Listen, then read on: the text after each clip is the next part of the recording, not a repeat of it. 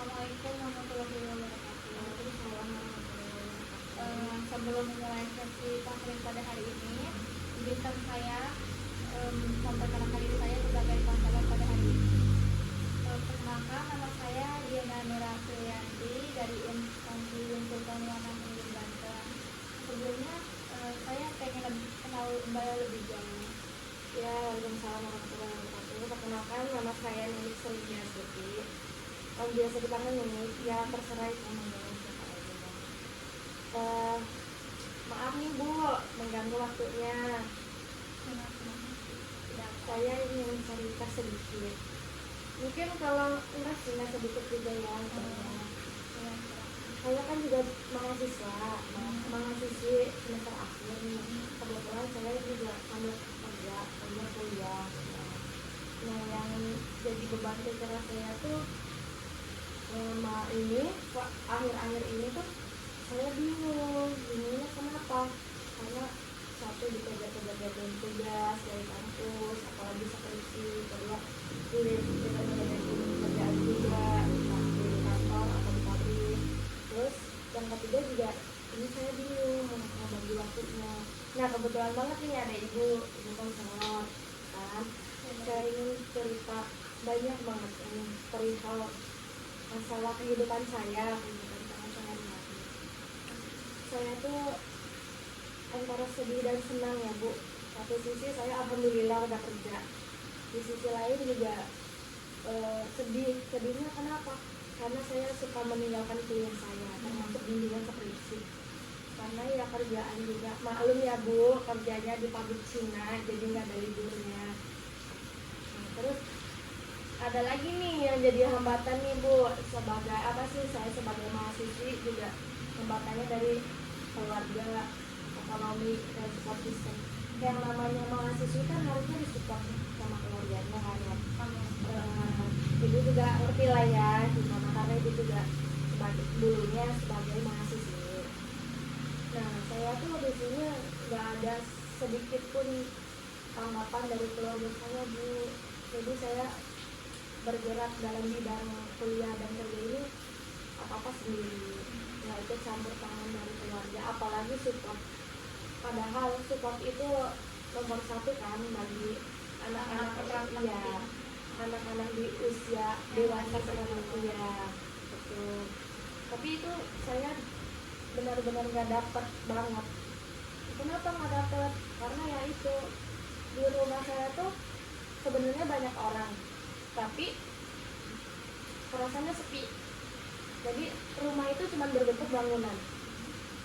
Padahal saya itu di sini pengen sekali ditanya gimana kabarnya, gimana kuliahnya, gimana kerjanya, lancar apa enggak. Padahal saya cuma minta itu Bu. Tapi ya sampai sekarang nih, dari semester 1 sampai semester akhir ini, ya sampai hari ini belum dapat kasih sayang itu ya. Ibu bilang silahkan lah ya Bu. Terus ekonomi juga lagi menurun banget, karena kan semenjak ditinggal sama orang tua saya, jadi saya ya kurang lah gitu, ibarat kata bukannya nggak bersyukur ya Bu, tapi ya untuk saat ini tuh kurang banget. Karena kan semester akhir tuh gimana rasanya, benar-benar butuh tenaga, butuh energi, uang, apalagi uang benar-benar iya.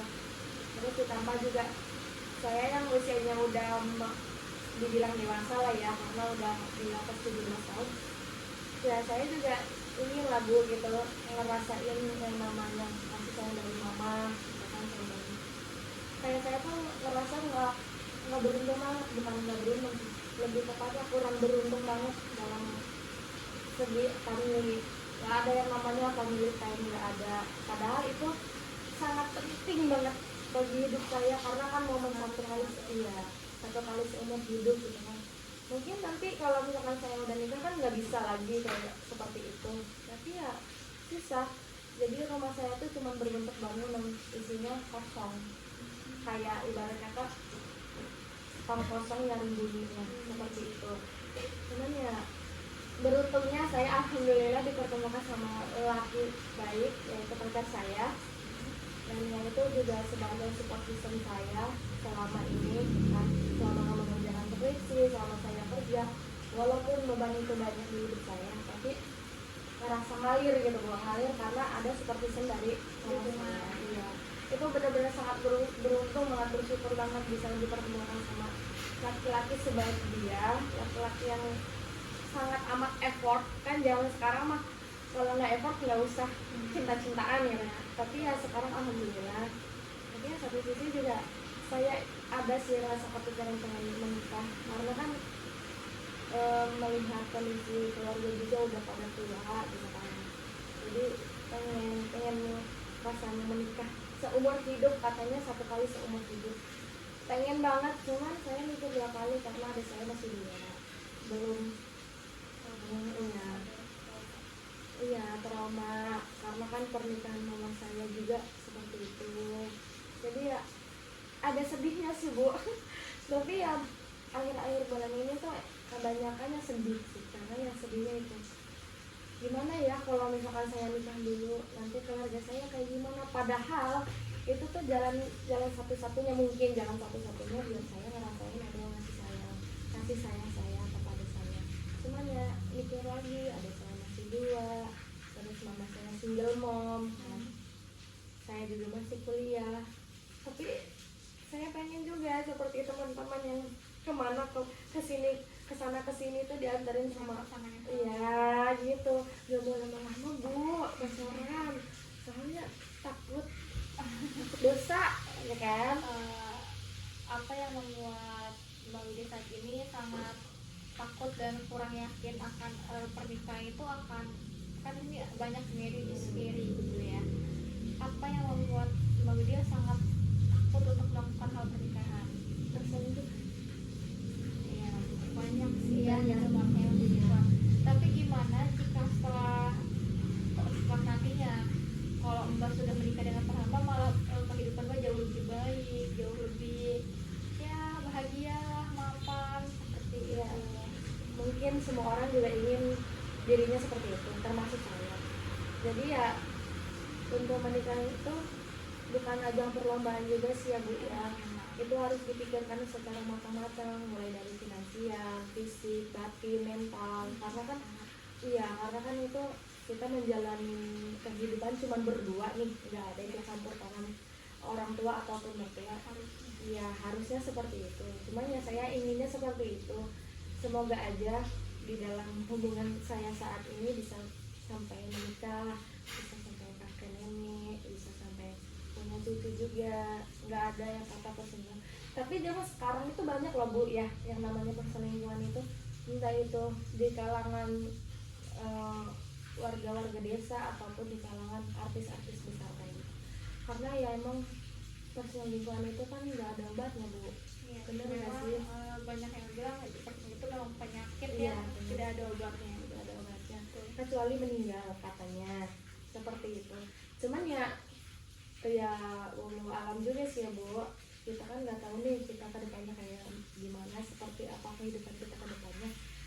Apalagi sekarang mau ganti tahun nih Bu ya, semoga apa yang saya inginkan di tahun ini bisa tercapai di tahun depan ya, terutama dari keluarga gitu kan. Pengennya sih ya pengennya kayak nggak apa-apa deh nggak punya ayah gitu, nggak apa-apa deh nggak punya orang tua cowok, yang penting semuanya akur lagi. Sebenarnya bukan tidak apa-apa, tapi berusaha untuk Iya, berdepan. bener, pura-pura bahagia aja Bu sebenarnya. Ya perempuan mana sih Bu, anak mana yang nggak iri melihat temennya diantar jemput sama ayahnya, terus disupport sama ayahnya, suka dikasih jajan sama ayahnya. Sebenarnya saya nggak butuh materi karena saya juga bekerja gitu. Cuman yang saya butuhin itu kasih sayangnya gitu, kasih sayang dari seorang ayah. Saya sempat berpikir gini Bu, kan saya nggak punya ayah nih, terus saya menikahnya gimana, karena kan perempuan itu butuh wali. Saya pengennya ayah saya dulu tuh pikirannya ini. Tapi lambat laut tuh mikir nggak semua tentang ayah, tapi ya saya juga butuh ayah gitu. Ya mau gimana lagi, kehidupan kan berputar, tetap berjalan ya, layaknya roda aja berputar, sama kehidupan saya juga harus berputar. Tapi ya rasa ikhlas itu susah bu, susah untuk kayak ikhlas tuh susah.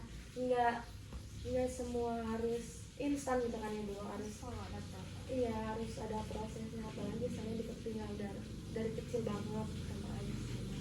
Cuman ya anak perempuan satu-satunya anak perempuan pertama dari keluarga bapak itu kayak berat banget beban saya tuh, kayak yang kanan mikul kerjaan, yang kiri mikul keluarga, yang ini itu belum lagi kuliah, belum lagi ini gimana cara membagi finansial saya ini ke adik saya, ke keluarga saya, buat lagi kuliah, belum beli ini beli itu, apalagi skripsi itu kan gitu juga gede. Saya juga mau wisuda harus menyiapkan sangat banyak gitu, apalagi saya kuliah di swasta ya bu, karena ya mau gimana lagi gitu, kalau bukan saya siapa lagi gitu, karena anak perempuan pertama juga kan, nggak mungkin dong saya ngandelin mama saya yang single mom, apalagi sekarang udah mulai sakit-sakitan gitu kan. Jadi ya kalau misalkan boleh nangis tapi nggak bisa, saking udah mati rasanya, saking udah capek nangis terus nggak ada solusi, karena ini ya bener ya bu, kalau misalkan nangis terus itu nggak ada solusinya sama sekali. Akhir-akhir ini yang membuat Bang Widya semakin merasa terpuruk banget itu hal apa? Kalau dari keluarga sih, Dari keluarga, karena emang mungkin kurang dukung ya, karena kita kerja juga capek, apalagi kadang dimarahin ya sama atasan. Kita pulang ke rumah bukannya disuruh istirahat karena udah langsung kerja, habis pulang seperti itu, tapi terkadang malah dapat tekanan lagi. Itu yang saya rasakan. Bukan akhir-akhir ini juga sih bu, karena emang dari dulu tuh saya dituntut untuk waktu zaman sekolah, kamu harus belajar yang benar, kamu kayak gini, itu yang jadi tekanan buat saya bu sekarang. Terus kayak kamu harus ingat, kamu tuh dikatain ini itu sama tetangga kamu kayak gini, padahal itu dengan cara seperti itu tuh bikin hati kita sakit bu, bikin batin juga gitu kan, mental juga kena. Kalau misalkan apa sih bisa milih, mungkin saya pengen dilahirkan di keluarga yang kaya raya bu, biar nggak pusing. Saya kehidupan sebenarnya kita lahir kan sudah ditanya ya tentang kesehatan 37 kali katanya tentang kesehatan di dunia, berarti kita lahir karena menyanggupinya. Cuma setelah dewasa tidak semudah itu untuk menjalankan. Pusing sekali ibu ini, apalagi waktu minggu kemarin saya sempat berantem ya sama cowok saya, kayak ini beban kerja iya, beban kuliah juga iya, beban keluarga iya, ini beban pacar juga ya, aduh kata saya ini saya kurang apa, perasaan saya udah jadi wanita mandiri gitu kan, kemana kesana kesini mandiri, hujan badai angin ribut saya terabas sendiri, tapi salah terus di mata cowok saya itu ya. Tapi ya alhamdulillah, jika ada hal seperti itu yang membuat merasa tertekan, hal apa yang sering melakukan? Nah mungkin saya cuma bisa bilang maaf, karena kan maaf itu Maaf untuk mungkin kata sama saya itu salah, jadi ya saya juga ngerasa salah walaupun saya nggak salah ya, jadi saya cuma bisa bilang maaf, karena gimana ya bu, pacaran sama orang yang nggak punya adik, nggak punya kakak, anak tunggal kayak gitu tuh, tau lah ibu juga karena ibunya iya apalagi kita yang pertama kalau buat seperti itu. Jadi ya kita juga harus sabar hati, karena kata orang ujian dalam percintaan, ujian dalam hubungan itu kan ya gitu, masalah hal-hal sepele gitu kan. Jadi ya sabar aja, sabar, tapi ya kadang saya juga kesel bu, ya gimana sih gitu, perempuan juga pengen dimengerti apalagi pulang kerja ya, terus kayak pengen ditanya gimana hari ini, ada cerita apa hari ini, apa ada yang mau didengar, tapi ya keluarga hancur ya, alhamdulillahnya cewek saya juga pengertian bu, alhamdulillah ini proses hal yang membuat Mbak Widya akhir-akhir ini merasa kayak kan dari perusahaan ini nih yang membuat Mbak kayak saya harus bangkit, saya harus semangat, saya harus kuat gitu apa? Karena cita-cita saya dari kecil sih bu, karena kan cita-cita saya dari kecil tuh ingin menjadi pengusaha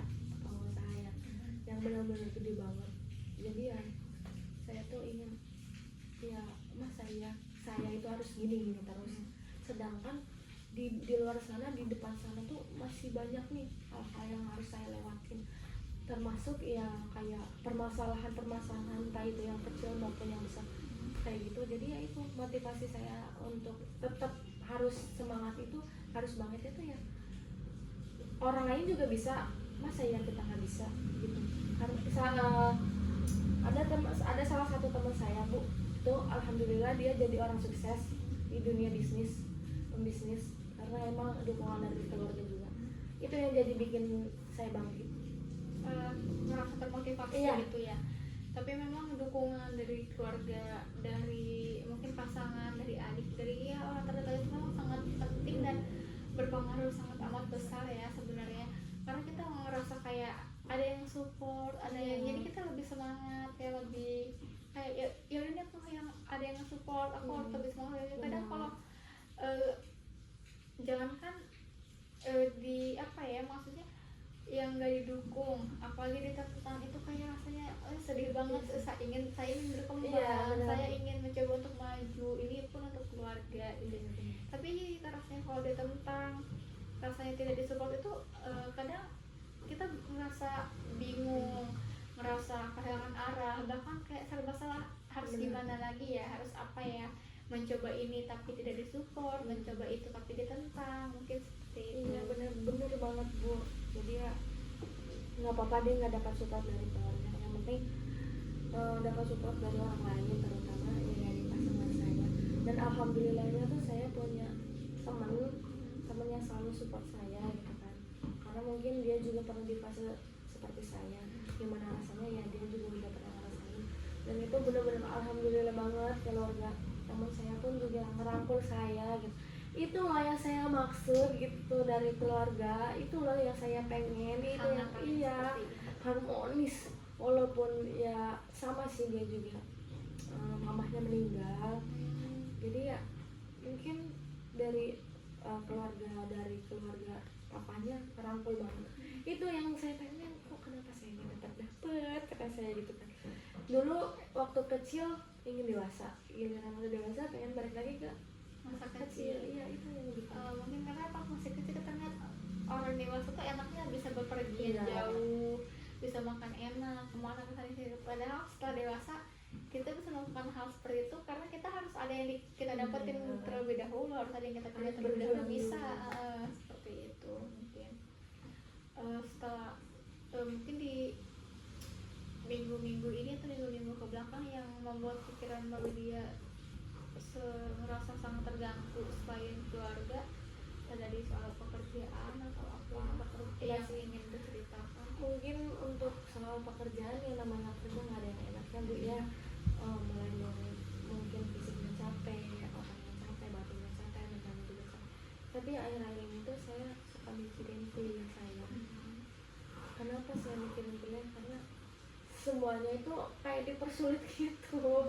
Dipersulit bukan masalah dipersulit apa-apa ya, dipersulit juga soal apa sih, seperti saya tuh kadang suka ditekan. Terus tahu sendiri lah Bu, dosen kalau minta tanda tangan susah apa, sulit apa kita harus. Saya pernah loh Bu, saya pernah dari jam 6 subuh saya nyamperin ke Bekasi kan, ke rumah dosen saya, karena kan dosen pembimbing dua saya ini emang ada rese ya kan. Nah saya disuruh nyamperin tuh, dan saya tuh nggak hanya sendirian sih, ada 3 orang sama satu dosen gitu kan. Nah itu tuh benar-benar kita harus bawa salam bakery, yang satu bawa nggak tahu itu yang kue ya, iya tempe namanya itu, karena itu juga ada minta dosennya yang minta sendiri emang. Terus kayak itu sebenarnya ekspektasi saya tuh pengen ya abis ini di ACC nih, di sini ya sudah nih. Ternyata nggak Bu, saya start dari rumah itu jam 6 subuh sampai sana ya sekitar jam 10:30 atau jam 10:15 lah. Dan itu akhirnya nggak ada hasil sampai sore, sampai saya pulang jam 12 malam ke sini. Nihil Bu, asli itu saya sampai tipes Bu. Satu bulan itu bolak-balik rumah sakit, karena ya mungkin kecapean juga ya gitu. Jadi udahlah, serah fix ini mah nggak bakalan wisuda tahun ini. Ternyata bener Bu, saya nggak bisa di tahun ini. tapi yang saya tetap nggak menyerah untuk mencari tanda tangan itu.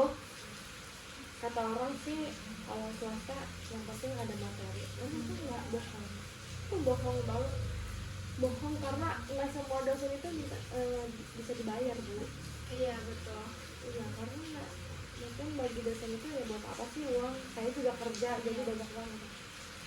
Kadang memang yang membuat mental kita semakin down semakin itu tuh karena dipersulit ya. Kita ingin cepat lulus mendapatkan ijazah kerja di tempat yang terbaik agar kalau dapat dari tempat yang baik kan dari segi ekonomi gaji sangat membantu ya, Apalagi ada benefit juga kemudian. tapi kadang jika dipersulit itu memang membuat pikiran kita, batin kita semakin capek, Stres lama-lama iya, Bu. pasti stres dan kognitif juga Jadi terus iya rusak lah ya, tapi di kesehatan iya, memang benar-benar mungkin kita tuh kalau misalkan mahasiswa itu udah stres banget ini Bu ya, udah di tahap stres. dan memang banyak lagi maras banget di dunia sekarang tuh, di tahun-tahun itu banyak banget yang viral tentang mahasiswa bunuh diri. Mungkin banyak juga memang sebagian orang yang tidak paham atau tidak ada di posisi itu, mahasiswa lebay banget, baru mengenai ini pada bunuh diri gini-gini, padahal dosen memang karena rasanya kita punya tekanan, kita berusaha mencoba untuk memperbaiki, mencari solusi seperti itu, tapi itu makin dipersulit. Apalagi kita punya tekanan dengan deadline waktu yang sangat mepet sekali gitu, ditekan seperti itu, tapi dosen tidak ACC dan akhirnya banyak mahasiswa yang mungkin hilaf, capek ya, akhirnya mendapatkan mempelampiasain ke sangat tidak diinginkan. kayak contohnya ke mabuk-mabukan, minum alkohol. Seperti itu. Mungkin awalnya karena setelah depresi pengen bisa tidur, coba-coba hal seperti itu, jadi terbiasa. Jadi kecanduan seperti itu. Hal baik yang sering Mbak lakukan jika lagi ada hal positif gitu ya yang Mbak ambil, jika lagi ada di posisi yang benar-benar down banget gitu. Ya hal positifnya ya berarti itu harus jadi pelajaran untuk kita yang kedepannya harus jauh lebih baik dimanapun caranya ya. Kita tuh nggak boleh stuck di satu tempat, nggak boleh stuck di itu terus, karena kan tangga kehidupan itu masih banyak ya Bu ya. Nggak mungkin dong kita harus di nol terus, stuck di nol ya. Mungkin dari hal-hal seperti itu yang saya ambil, nggak apa-apa deh gitu, capeknya di waktu masih muda ya, yang penting nanti kelak tuanya bisa bahagia, bisa enak gitu. Itu yang selalu menjadi saya bangkit itu ya, itu nggak mungkin dong hidup saya harus stuck di nol. Mungkin ya besok nambah lagi satu, besok lagi nambah lagi seperti itu. Karena akan step by step Iya. tidak yang Karena emang ya mungkin dalam hal kecantikan juga harus ada step by step kan ya Bu. Nggak harus instan wah langsung cantik gitu enggak kan. apalagi di dunia kehidupan yang memang real nyata ya, itu yang sedang kita jalani. Memang seperti itu banyak sih ya Bu ya, gitu mahasiswa yang bunuh diri. Apalagi katanya isu-isunya yang di Bali emang lagi banyak banget ya Bu. Iya, ya karena apalagi di Bali kan tempatnya sangat bebas ya, kayak tempat tinggal serta diskusi, dan itu kan termasuknya ke pelarian yang negatif ya, apalagi sampai bunuh diri lah, nggak begitu jelas gitu. Jangan sampai lah itu hindarin hal-hal yang negatif seperti itu, karena kan memang awal dari semuanya itu ya nyoba-nyoba kan gitu. Kalau misalnya kita nyoba enak nih, misalkan kayak minuman aja, minuman ngerasa enak lagi itu kan sebenarnya nggak baik kan minuman yang kita makan itu ya. Mungkin kayak seperti itu sih mahasiswa juga karena udah ngerasa capek ngedon, jadi kayak masih mending sih kalau misalkan stresnya di bawah sholat gitu. Tapi ini stresnya malah kebalik, balik ke jalan yang sesat gitu. Apalagi sampai yang maaf ini Bu jadi wanita malang, banyak lah ya mahasiswa yang stres banget. Kadang memang masalah sampingan untuk biaya ada hal lain yang ingin Mbak Mungkin ini katakan. makasih makasih banyak ya Bu ya udah mau ngedengerin cerita saya kali ini. Maaf ya Bu yang repotin banget ya banyak Tidak, ya, Bu. sangat dengan senang hati banget, saya senang banget bisa membantu, bisa mendengarkan pendengar yang baik, karena justru yang seperti ini kan sangat butuh pendengar yang baik ya, karena jika dipendam, dosa-dosa dipendam itu akan menimbulkan masalah yang besar. Jadi kayak ya contoh kecilnya sampah itu disimpan itu tuh lama-lama akan menggoda, makin bau sampah semakin banyak yang seperti itu. Memang harus dicurahkan ya. Mungkin Mbak bisa datang ke saya atau ke teman terdekat Mbak yang bisa Mbak percaya, atau ke pasangan Mbak. Cuma memang yang namanya teman ya kadang ada Kadang aja yang kayak ular gitu ya Bu ya. Mbak cari memang yang orang bisa benar-benar terpercaya, atau Mbak bisa mencari orang yang maksudnya seperti konselor atau yang memang dia tuh benar-benar untuk disumpah, yang tidak akan membocorkan masalah Mbak gitu. Ya, mungkin ya udah hatinya udah lega nih alhamdulillah udah ada temen cerita. Terus gimana perasaan Mbak, kabar Mbak sekarang setelah melakukan sesi konseling pada hari ini? Alhamdulillah rada tenang. Aduh sekarang ternyata ya emang masalah itu harus diomongin gitu kan, gak boleh gitu. Waktu bulan-bulan lalu apalagi tahun-tahun yang lalu tuh saya lebih ke dipendam sendiri, karena yang saya mikirnya nggak apa-apa lah cerita, ujung-ujungnya cuman bilang sabar ya, karena kan sabar juga ada batasnya. Apalagi saya orangnya yang nggak bisa sabar, tapi ya akhir-akhir ini alhamdulillah saya sabar menjalani kehidupan saya. Sebenarnya sabar itu tidak ada batasnya, tapi kita kan sebagai manusia ya Ada batasnya kan Bu. kali rasanya kita hidup harus berusaha untuk bersabar gitu ya, karena kita juga punya kemarahan, punya rasa egois, punya rasa ingin meluapkan produk-produk juga sama seperti itu. Karena ya nah, kalau udah emosi tuh suka ngomong kasar kayak gitu ya Bu. Kadang kita juga memang butuh seseorang yang bisa mengontrol dan mengelola emosi kita ya, Bisa mengerti keadaan. iya, mungkin dari pasangan, dari teman terdekat. Alhamdulillah sekarang udah tenang, jauh lebih tenang. Jadi saya merasakan, wih diri saya nih udah seutuhnya balik. Sebelumnya kan saya kayak gelisah Bu, tidur aja nggak nyenyak gitu kan, jangankan tidur gitu, buat makan pun susah karena mungkin dari pikiran juga ya Bu. Apalagi saya merangkap menjadi 3, ibu rumah tangga sebagai mahasiswi sama sebagai pekerja. Ibu rumah tangga kan gak harus punya suami kan Bu, itu juga saya juga termasuk mungkin ibu rumah tangga, terus kepala keluarga juga, banding tulang juga buat keluarga. Tapi ya mau gimana lagi, namanya juga saya udah ditakdirkan seperti ini ya. Tapi sebenarnya Mbak sudah keren, sudah bisa melakukan hal seperti itu, karena di usia yang sekarang kan banyaknya orang yang maaf ya lari ke hal yang negatif ya, seperti menjadi wanita yang seperti itu. Tapi Mbak malah lebih memilih untuk bekerja, untuk menghidupi adik-adik, orang rumah, bahkan diri sendiri. Dari hal itu aja Mbak sudah menang, sudah maksudnya di dunia yang sekarang yang maaf bisa dibilang sulit ya untuk mengambil keputusan seperti itu. Banyak yang bergengsi lah seperti ini, tapi Mbak lebih memilih untuk mengambil hal yang sangat baik, sangat lurus dan sangat benar. Semoga semua orang bisa ada di tahap seperti saya. Mungkin ya orang-orang pilihan dari Allah, tapi ya saya sebagai pilihan, salah satu sebagai pilihan Allah yang menjadi takdir seperti itu. Ya alhamdulillah gitu kan. Selagi bisa berjuang sendiri, selagi mau nyoba ya kenapa enggak gitu. Karena ya gak mau nyoba ya bakalan stuck di situ terus dong gitu.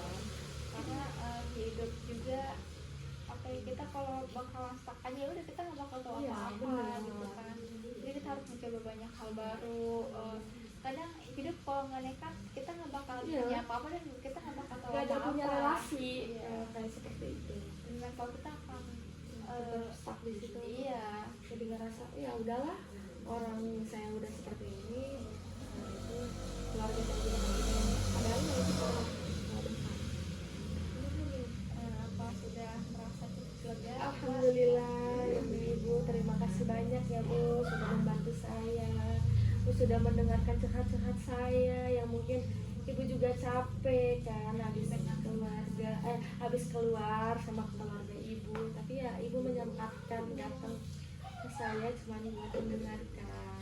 Terima kasih banyak Sama-sama ibu. Mbak Widya, dengan senang hati jika memang Mbak Widya berkenan untuk di pertemuan selanjutnya ingin konseling dengan saya lagi, Mbak sangat boleh sekali. Mungkin untuk mengecek tahapan yang Mbak lakukan kemarin kan pas setelah melakukan ini hasil seperti ini, dan kedepannya Mbak mungkin masih ingin konseling atau ingin ngobrol-ngobrol dengan saya, sangat diperbolehkan sekali Mbak bisa menghubungi saya. Terima kasih banyak ya ibu sebelumnya ini, ya Allah, jauh-jauh ibu kesini cuma mau mendengarkan cerita keluh kesah saya. Terima kasih. Oke, baik, mungkin sesi konseling pada sore ini kita tutup ya. Sebelum kita tutup, mari kita membaca hamdalah. Oke Mbak, sebelumnya saya izin pamit pulang ya Mbak. Terima kasih juga sudah mengizinkan saya untuk mendengarkan